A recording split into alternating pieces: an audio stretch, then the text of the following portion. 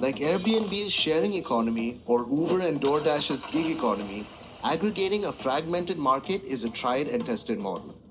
By incorporating a DePIN model, the Dabba network not only aggregates but incentivizes participants on the network. Starting with the 150,000 local cable operators, or LCOs, that provide internet services to remote and suburban India. Traditionally, every new subscriber for an LCO represents a substantial upfront barrier, from labor required to lay fiber, providing a Wi-Fi router, to internal wiring. Services for which cash flush telcos can easily write off. Dabba aims to provide these LCOs with training, infrastructure, and marketing support. This enables LCOs to utilize and access resources, turning each new connection into an immediate source of income, helping them scale operations efficiently and enabling connectivity for the next billion users across India.